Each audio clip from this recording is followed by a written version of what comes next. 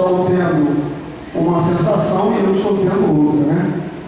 Confesso que eu estou meio com dor de barriga, essa semana me deu insônia, e tudo isso gerado pela ansiedade, expectativa, e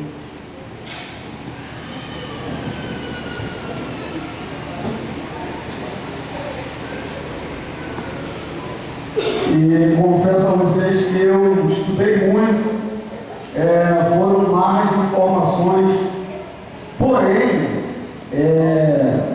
a gente aplicar tudo que leu, né, e aprendeu é uma outra complicação. Mas Deus ajuda quem se prepara, sim ou não? Então eu fiz a minha parte, né, e espero que Deus faça dele, me ajudando a ministrar uma boa aula para vocês. Queridos, hoje nós estaremos estudando, começando uma série de estudos sobre a história da igreja. E foi um corre-corre danado, né? Separamos muito material. Eu suguei da Brenda ali o máximo que eu pude, né? Ela que veio de uma formação agora, então está assim com a cabeça fresquinha, né? Pronta para dar o melhor de si. Então eu trouxe aí umas 3 enciclopédias para ela, livros teológicos. Falei, Brenda, cai para dentro e faz o melhor que você puder. E aí nós elaboramos uma apostila para falar de 3 povos que foram fundamentais na preparação da plenitude dos tempos, que foram o tempo perfeito para o nascimento de Jesus. Só que, quando faltava apenas uma semana para a gente começar esse seminário sobre a história da igreja, eu estava estudando e buscando algo a mais, porque quando você fala de história da igreja, nós temos uma problemática. Nós temos um período de 400 anos entre Malaquias e Mateus. E eu não poderia falar sobre a história da igreja sem falar do período interbíblico. Então, o período interbíblico é exatamente o período em que teologicamente nós chamamos de um silêncio de Deus. Eu não sei se ainda vem, provavelmente não vem mais, mas antigamente as suas Bíblias elas vinham com 4 páginas em branco, de Malaquias a Mateus, 4 páginas em branco. Pastor, o que eram essas páginas? Essas páginas representavam, cada uma representava 100 anos em que Deus não falou a Israel. Mas como assim não falou? Não falou diretamente, através dos seus profetas, através de revelações, através de Urim e de Tumim. Então, o período profético, ele deu uma cessada. Houve um silêncio de Deus em relação a Israel. E esse silêncio teve uma durabilidade de 400 anos. Então, a nação judaica, ela ficou bailando, literalmente, na mão dos seus inimigos. E aí vem aquela pergunta: mas a culpa foi de quem? Uma coisa eu posso garantir para vocês: a culpa desse silêncio não foi de Deus. Israel, desde que se constituiu nação, desde que se formou um povo com as suas 12 tribos, assentados na sua terra, cheios de promessa. Quando a gente lê lá em Deuteronômio 28, você vê aquelas promessas, consequências da obediência, que bendito vai ser na entrada, bendito na saída, bendito o fruto do ventre, bendita a amassadeira, enfim. Todas aquelas bênçãos recaíram sobre esse povo desde que eles fossem obedientes. Mas depois que o povo chegou até a terra de Canaã, se estabeleceram, depois que a monarquia foi instalada, depois que eles foram reconhecidos como nação, me parece que houve um grande relaxamento espiritual, a ponto de chegar a uma época em que Deus não tinha mais prazer nesse povo. Deus não tinha mais contentamento na maneira comportamental com a qual esse povo se direcionava perante as nações. Então o que aconteceu? Deus se parou. E o motivo de hoje, eu iniciar esse estudo falando sobre o período interbíblico, é que eu estava aqui na igreja e alguém estava pregando, e eu fiquei pensando, deve ser muito ruim quando Deus resolve não mais se relacionar conosco, sim ou não? Quem aqui já concebeu a ideia de ficar pelo menos um dia sem que Deus fale com você? Uma semana sem Deus falar com você? Como você se sentiria se você viesse a todos os cultos durante um mês e Deus não falasse com você? E o Espírito Santo se fizesse alheio à sua pessoa? Como seria se você viesse durante um mês em todos os cultos e você entrasse aqui e você não sentisse a presença de Deus? Como seria se você viesse durante um mês em todos os cultos e você sentisse que você estava vindo aqui em vão, simplesmente para ver os irmãos, assistir a palavra, assistir os louvores, e com você não estava acontecendo nada? Seria uma sensação horrível, sim ou não? Mas nós não estamos falando de um mês, de um dia, de uma semana. Nós estamos falando de 4 séculos. 4 séculos. 400 anos sem Deus falar com Israel. Pastor, e o que aconteceu nesses 400 anos? A Bíblia, ela não tem uma ordem cronológica. Os profetas, eles estão misturados. Então, às vezes, um profeta, lá no último período, antes de entrar no período interbíblico, na verdade, ele veio antes de um outro profeta que está à sua frente. Então, não há uma ordem cronológica dos acontecimentos históricos, biblicamente falando. Então, quando você pega Malaquias e você vira as páginas, você já cai no Novo Testamento. Você já cai em Mateus. Só que de Malaquias para Mateus, houve um mar de acontecimentos. 400 anos se passaram sem uma renovação espiritual de verdade na vida do povo de Israel, sem um arrependimento maciço, sem um chamar de atenção de Deus, e muitos castigos, muitas batalhas, muitas guerras, muitas lutas, mas o povo não se atentava para os períodos anteriores, para a época de Davi, que o reinado floresceu e que Israel foi estabelecido como nação, e ali houve aquela volta, né, das tribos que se juntaram, e houve aquele período em que o reinado de Israel começou a conquistar, e Davi reina, e ele vai conquistando territórios, conquistando nações, e deixa o legado para o seu filho Salomão. Parece que Israel havia esquecido disso. E aí, quando chega o fim da era profética, começa o período interbíblico. 400 anos de servidão, de massacre, de guerras, de revolta, de pagamento de tributos. Quanto tempo o povo passou escravo no Egito? 430 anos. Mais 30 anos e eles viveriam exatamente a mesma coisa que eles viveram no Egito. Não confinados num país, mas cativos em uma nação, aí voltavam à sua terra, reconstruíam as cidades e os muros, como foi com Neemias, como foi com Esdras, e aí vinha uma outra nação, sacudia o jugo daquela nação, e novamente eles eram trucidados, mortos, levados cativos, até algum soberano ter misericórdia, reenviá-los à sua terra, e eles reconstruírem tudo de novo. Queridos, Israel passou 400 anos dando soco em ponta de faca. Então, nesse período interbíblico, eu quero falar sobre 3 povos que foram fundamentais para trabalhar o conceito judaico, né, em relação ao que seria a futura vinda do Messias que eles esperavam. Eu quero começar falando a respeito dos persas. O que está acontecendo? Israel sai daquele cativeiro babilônico, no qual eles pagam um preço caro, eles ficam lá cativos durante cerca de 70 anos, e agora eles caem na mão de uma nação poderosa, que é a nação persa. E a nação persa começa a conquistar todos os reinos. Breno, você pode soltar para mim, por favor, aí? Quantos aqui lembram do filme 300? 300 vai retratar muito bem isso. Você vê lá o Império Persa em ascensão, né, com o rei Xerxes.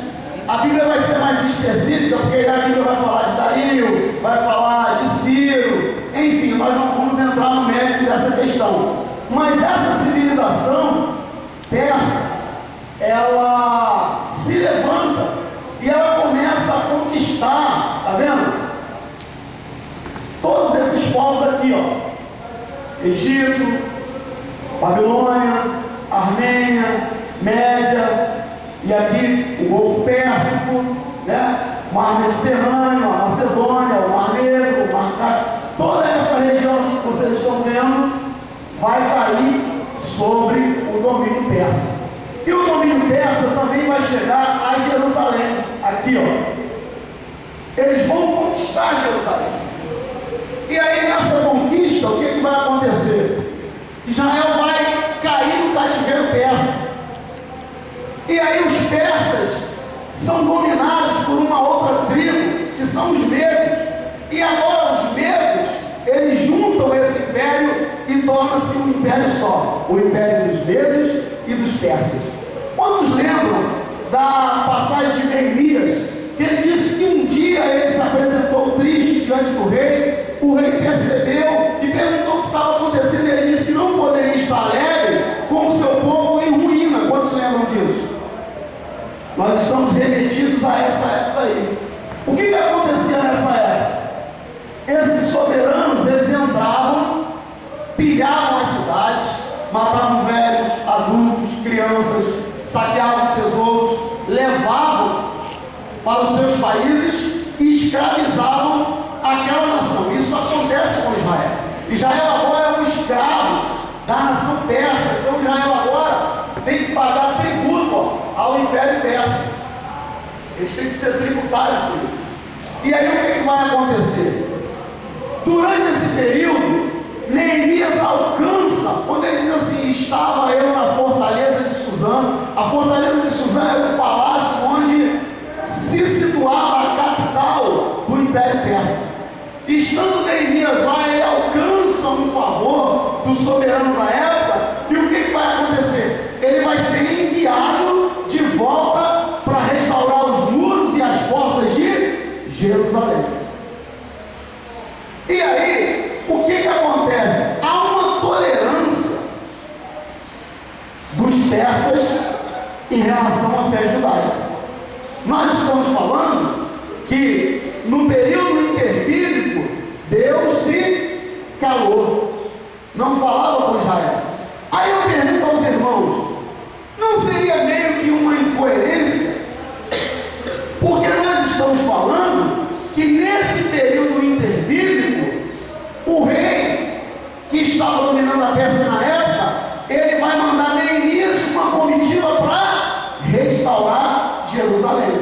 Então Deus não estava usando o profeta, Deus não estava usando as pedras, Urim e Tumim, para trazer uma revelação. Deus não estava usando o homem para falar com Israel, mas Deus estava movendo a mão das nações pagãs para falar com o seu povo. Todos estão entendendo? Amém? Então agora o que vai acontecer? Os persas, eles vão, juntamente com os medos, e aí eles vão formar um império só. Eles começam agora a dominar todo este mundo ao seu redor. E todas as nações dominadas agora irão pagar tributos à Pérsia, inclusive a nação de Israel. Agora, é bom a gente também notar que durante esse período ainda haviam sacerdotes, ainda haviam profetas, ainda haviam pessoas que se lembravam do nome do Senhor. Mas me parece, e aí a gente vai ver isso lá nos textos do livro de Neemias, que o povo estava preocupado mais com a sua vida pessoal e com a sua satisfação particular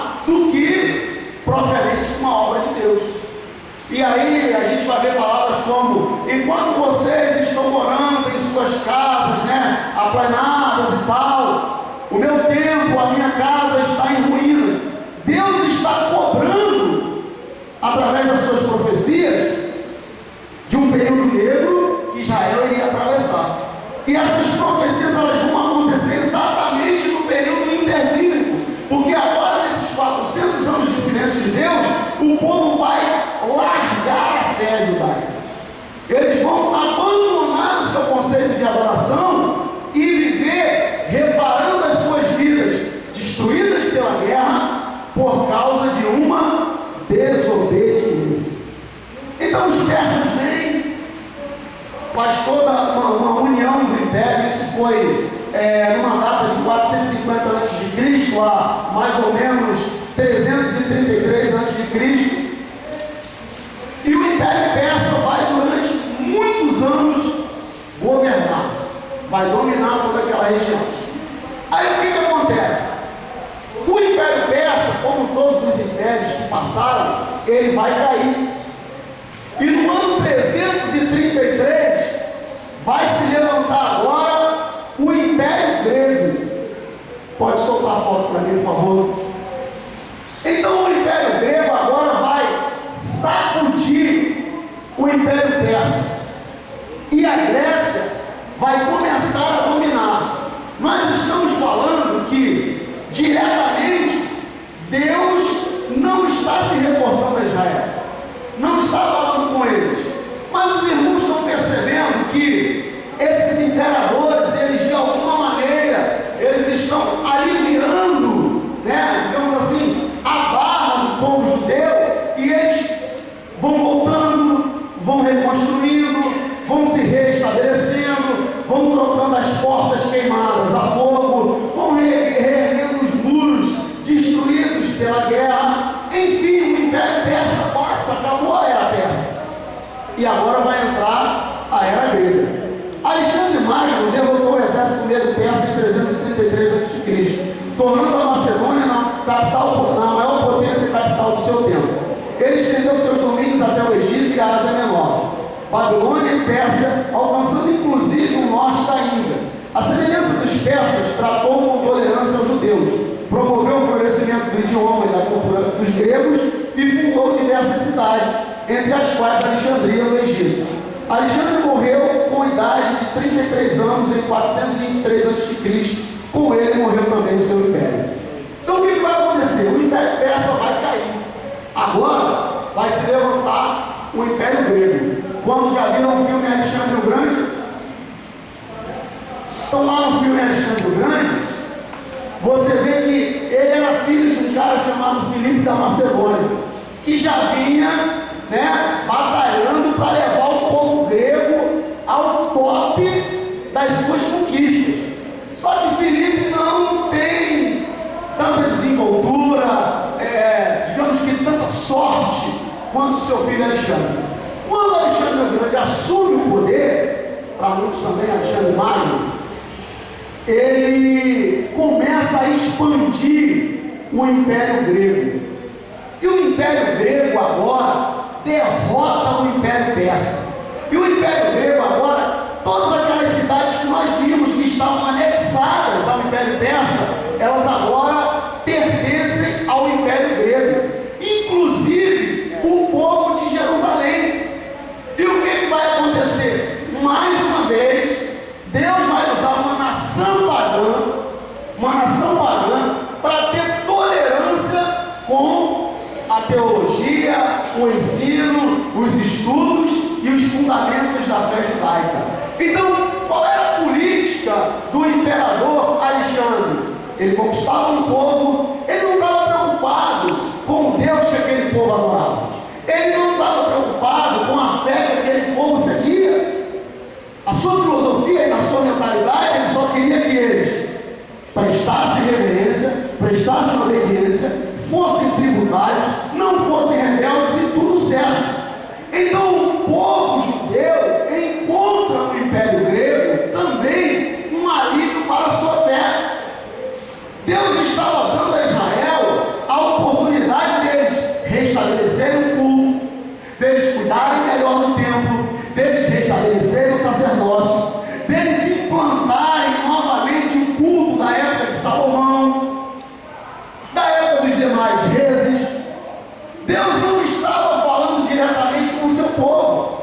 diretamente através dessas nações, detalhe, nações pagãs. Deus estava em comunicação com Israel. Então, quando a gente fala de período interbíblico que vai de Malaquias a Mateus, não há uma voz diretamente de Deus para com o povo, mas Deus está agindo por trás dos bastidores. Ou será que foi muita coincidência, uma coisa do acaso, o Império Persa ter levado um povo de volta que era cativo à sua cidade, para que eles restabelecessem Jerusalém, o culto ao seu Deus? Meu Deus, era o desejo de simplesmente um copeiro, Maurício. Quem era o copeiro do reino em relação ao soberano? Ninguém.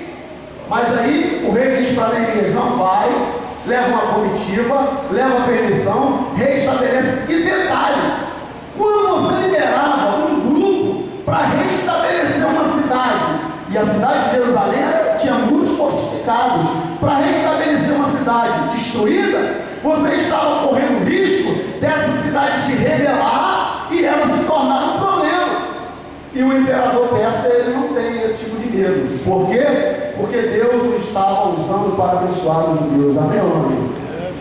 Agora, quando a Grécia se levanta, me parece que Deus vai permitir que outro imperador chegue ao poder que não está tão preocupado com a fé judaica. Então, para Alexandre o Grande, os judeus podiam cultuar o independente, poderiam restabelecer a sua fé, o seu templo, o seu povo, sem problema nenhum.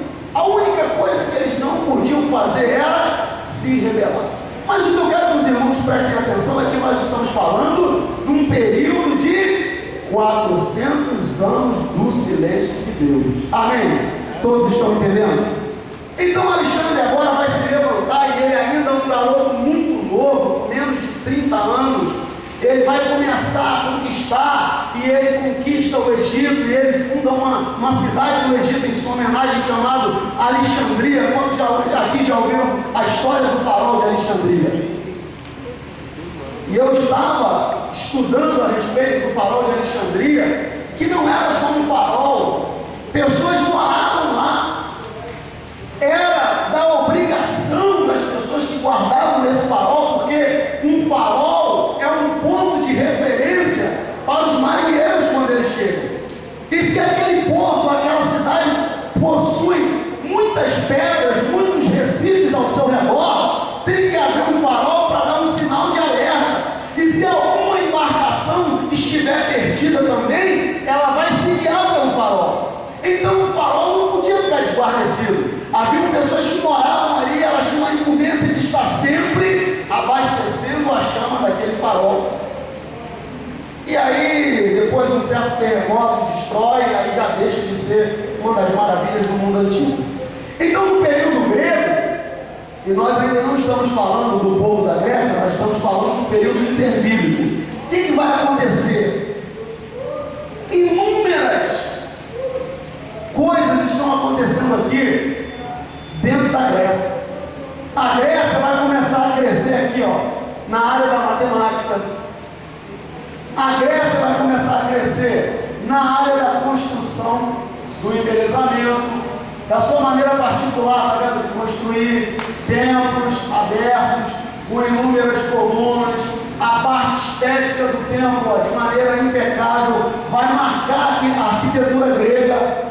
Os teatros, essa ideia de ter uma peça teatral acontecendo aqui, a plateia sentada, tá vendo? E a arquibancada aqui, que vai te dar uma dimensão, uma visibilidade melhor em relação ao que está lá embaixo, é uma ideia grega. Hoje nós temos os grandes estádios aí no mundo, né? Aquela coisa imensa que vai crescendo em escada, e você tem lá no centro o pessoal jogando futebol. E quem está lá em cima, na última cadeira, com o seu binóculo, claro, porque é muito longe, tem uma visibilidade do que está acontecendo lá embaixo. Porque a ideia grega do anfiteatro. Então os gregos eles vão começar a bombar as suas construções. A sua cerâmica, vai ser um produto refinado, de qualidade, voltado para a exportação. Eles começam a vender isso aqui para outros povos, mas na sua cerâmica o que está impresso? A sua cultura. Você tem aqui os soldados vestidos, prontos para a batalha, recebendo alguma coisa aqui das mãos de alguém que deve representar uma figura de uma deusa. Então isso aqui é um vaso da era cerâmica, da era clássica da Grécia. E aí você tem aqui os cidadãos da Grécia, a maneira deles se vestirem. E o que é importante notar é que provavelmente esses 3 cidadãos aqui, eles estão praticando algum tipo de diálogo. Então era normal na Grécia você encontrar alguém na praça contando as últimas notícias, as últimas novidades, e ao mesmo tempo filosofando a respeito daquela questão. Então, enquanto o imperador estava viajando, conquistando em batalhas com o seu exército, às vezes esses caras passavam 7, 5, 10 anos ausentes da capital, mas o império estava crescendo, eles estavam conquistando. E aí agora, pastor, como é que está? Aqui me chamou a atenção agora, isso aqui é uma foto, esse aqui é um desenho desse camarada que eu veio, um filósofo grego chamado Sócrates, Quem aqui nunca ouviu aquela velha frase, tudo que sei é que nada sei? Então foi dita por esse cara que foi assim considerado o pai da filosofia e a filosofia ensina dele. Mas enquanto o império está crescendo, eles estão conquistando, em relação aos judeus, o tempo parou, sim ou não?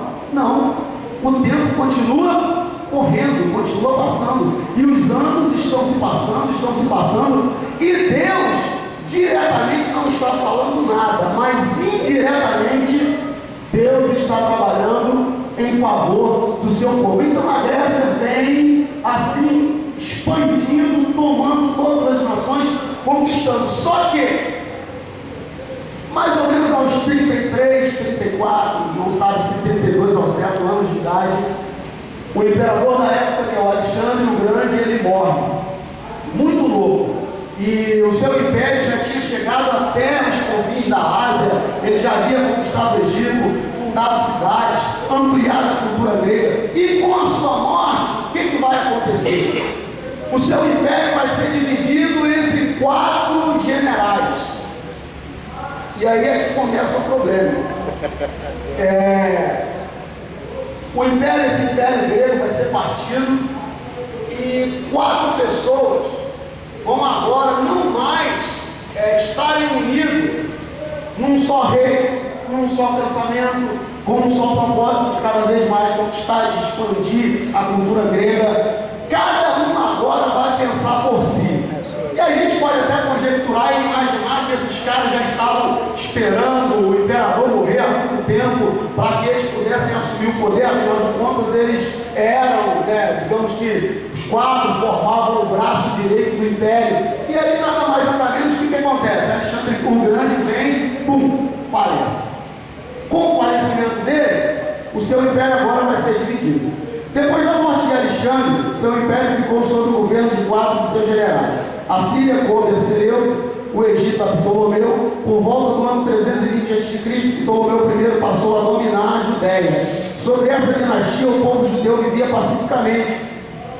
E assim a colonização judaica no Egito foi incentivada, resultando, entre outras coisas, na tradução do Antigo Testamento para o grego e a Septuaginta. Então o general que ficou com a parte do Egito, o que ele fez? Houve uma tolerância da parte dele para com os judeus, e agora ele começa a fazer um intercâmbio entre os judeus e os egípcios, e a cultura judaica volta a crescer, volta a florescer. Por quê? Agora os judeus começam a aprender o idioma grego, e o idioma grego, irmãos, ele passou por um período de transição, como nós temos o inglês hoje.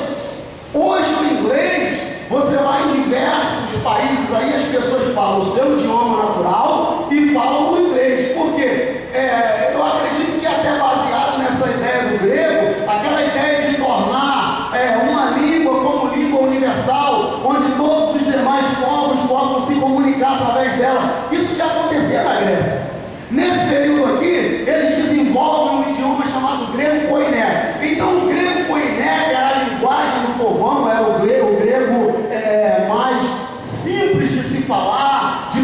entendimento, ele vai chegar até a cultura judaica. E agora, esse general que detém o poder sobre o perímetro do Egito, vai começar a intercambiar o povo de Judá, o povo de Israel, com os egípcios. E agora eles vão, na parte cultural, voltar a crescer. Eles vão começar a pensar. Deus está usando todo esse pano de fundo de guerras, de transições de império, de imperadores, de generais, de pessoas do alto escalão, para fazer com que o povo de Israel se restabeleça, se reerga e use a sua cabeça, pense. Com os gregos agora, o que os judeus vão se dar conta? Que eles podiam traduzir o Antigo Testamento para o grego. Então a fé judaica agora não estava reclusa só ao povo de Israel. A fé judaica agora não estava atida só ao povo de Jerusalém. Começou a haver uma disseminação do ensinamento dos livros de Moisés, lá do Gênesis, do Êxodo. O povo agora começou a conhecer o que era a fé judaica. Como que isso foi possível? Através de um grupo de judeus que estavam aprendendo o grego koiné e começaram a traduzir a lei para o grego, o que nós também chamamos de Septuaginta. Por que Septuaginta? Porque um grupo de 70 fizeram essa tradução e dizem os historiadores, os estudiosos, os teólogos, os apologistas, que esse grupo estava ali num clímax espiritual direcionado pelo Espírito Santo para traduzir, fazer a tradução do Antigo Testamento para o grego, disseminando assim a fé judaica. Então, nesse período de 400 anos de silêncio de Deus, a história não parou. A terra continuou girando. Fatos continuaram acontecendo. Os povos mais fortes continuaram dominando os mais fracos. E como Israel estava em desobediência, e a monarquia já havia sido quebrada, e eles estavam desbaratinados como um corpo sem pé nem cabeça, Deus não deixou de cuidar desse povo. Entrava um soberano no poder e ele tinha tolerância à fé judaica. Entrava um outro imperador e ele restabelecia Jerusalém. Entrou agora um desses generais de Alexandre e ele começa agora a trazer o povo judeu para uma cultura mais elevada, mais pensante. E aí eles pensam: opa, já que nós aprendemos o grego koiné, vamos traduzir a nossa lei, vamos disseminar os ensinamentos de Deus para as outras nações. Deus está calado? Literalmente Deus está calado. Agora eu quero que você compreenda uma coisa: Deus calado não significa que Deus não está agindo. Aleluia. Amém, irmão? Então, beleza. Vai haver essa tolerância aos judeus. Aí o que acontece? No ano de 198 a.C., a 166, depois de haver permanecido como tributário do Egito por quase 100 anos, a nação judaica caiu sob o poder dos reis sírios.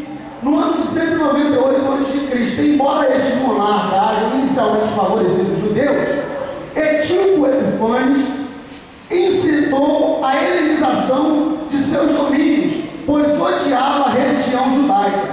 Antíoco desistiu e destituiu o sumo sacerdote, proibiu o sacrifício diário do templo, erigiu um altar a Zeus, e em 168 a.C., a profanação chegou ao clímax, quando se predispôs a sacrificar um porco sobre o altar do templo judaico. Meu Deus! Como se não bastasse, vendeu milhares de famílias judaicas como escravos. Então, queridos, o que eu quero que vocês entendam é que por cerca de mais de 200 anos, quando Deus usou o Império Persa, usou o Império Grego, o povo judeu cresceu, refloresceu novamente, se restabeleceu. Deus esperava uma reação desse povo. Em relação ao relacionamento com Deus, eles não fizeram nada. Continuou uma fé apática.